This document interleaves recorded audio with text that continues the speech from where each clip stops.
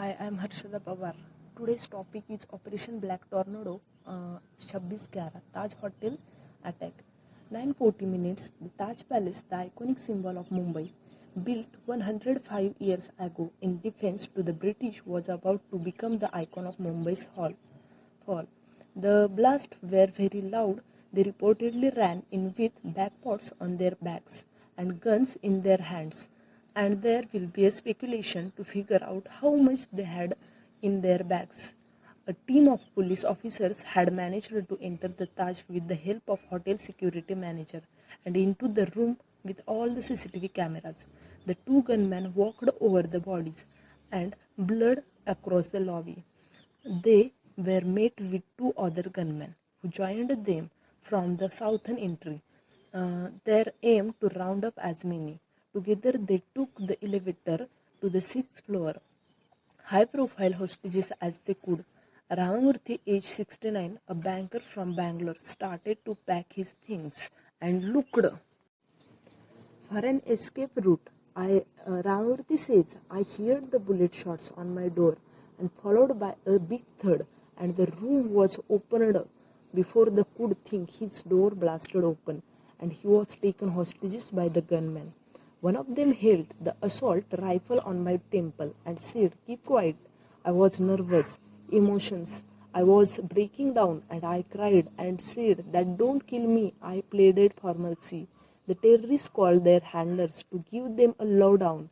Handler says from the rooms you have managed to pile up the carpets and mattress draws them all in alcohol and set them alight.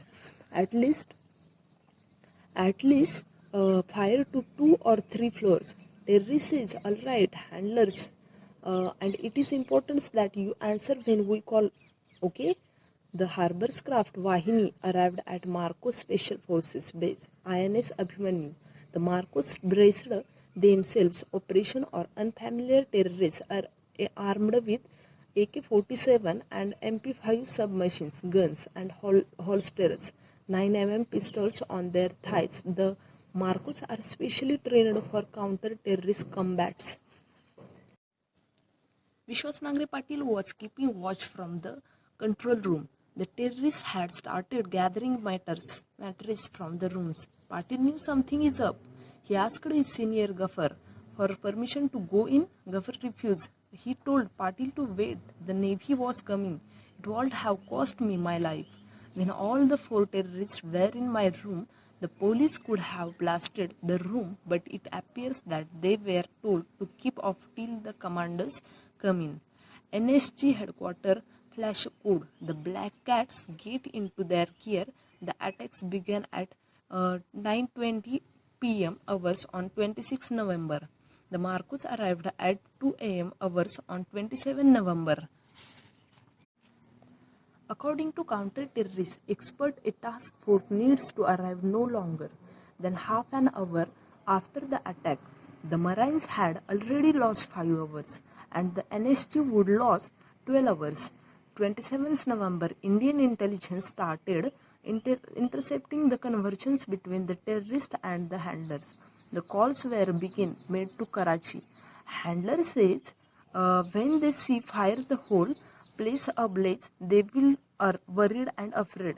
There is no harm in flinching. A few grenades is a grenade. Just pull a pin and feeling it. By the most memorable icon of Mumbai, the Taj Palace was on fire. By journalists and watched by the rest of the country. 2 a.m. hours, location Taj Palace. The Marcos arrived at the Taj and were given a briefing by the police.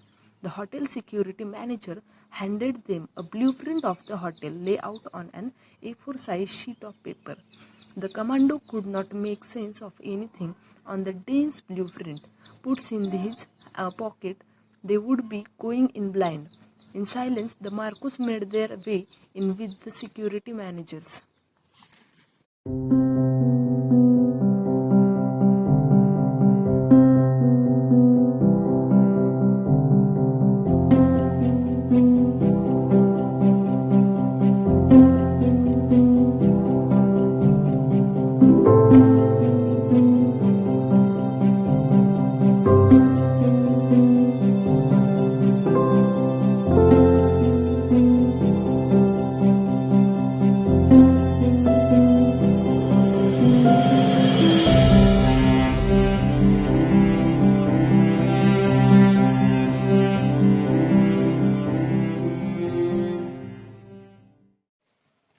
Bursts of the fire are heard coming from the kitchen. The commandos collected around the kitchen door. The terrorists escaped from numerous exits and the Marcos gained entry. The immediate priority changed to the evacuating civilians from controlling terrorists. Two more 8-member teams of Marcos arrived at the Taj. Two teams were deployed to evacuate injured civilians. The third team to search the terrorists. It wasn't going to be an easy task because the hotel had around 300 rooms and the terrorists might be media tracking their moves because the media was reporting everything. The Taj was a labyrinthine complex with a 21-story tower and a main building, varying floor plans. The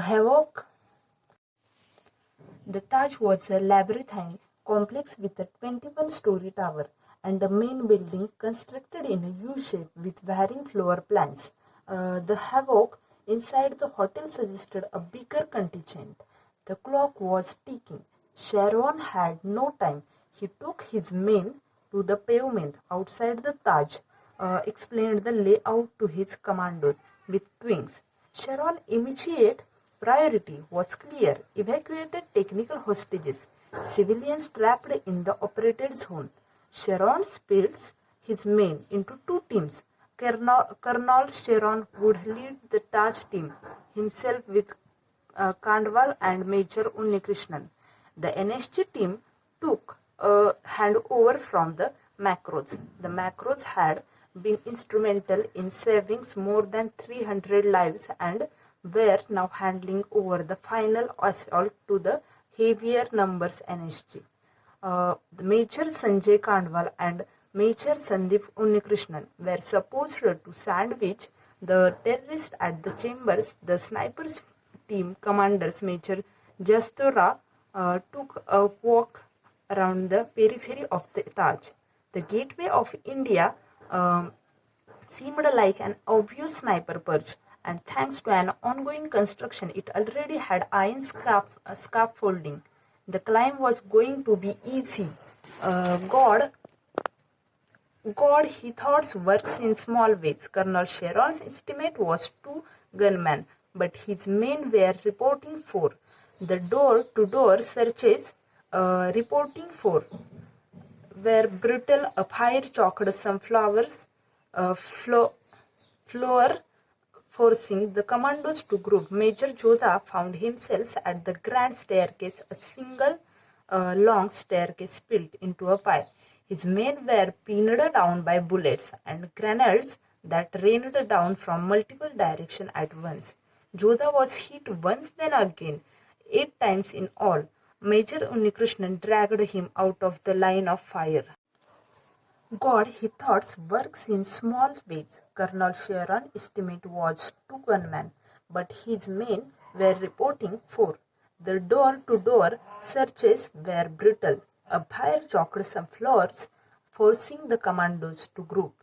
Major Jodha found himself at the grand staircase. A single long staircase filled into a pile. His men were pinned down by down bullets and grenades that rained down from multiple directions at once.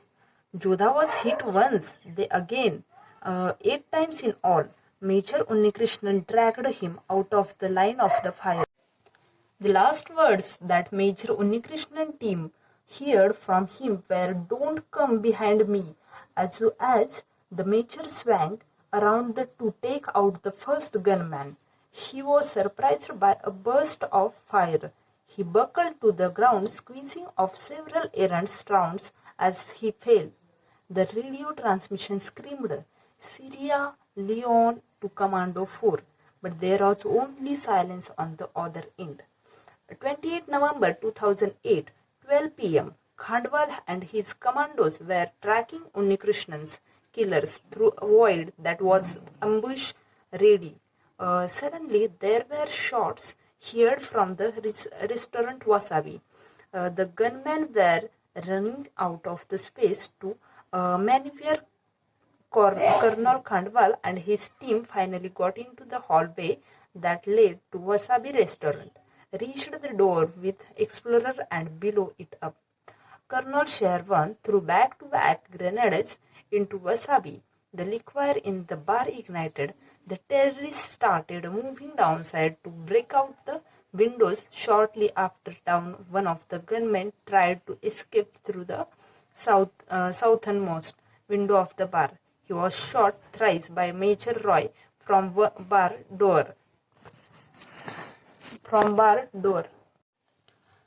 He fell onto the pavement outside. The other gunman sitting next to the window covering his escape or exits was spotted by Captain Varun Dalal.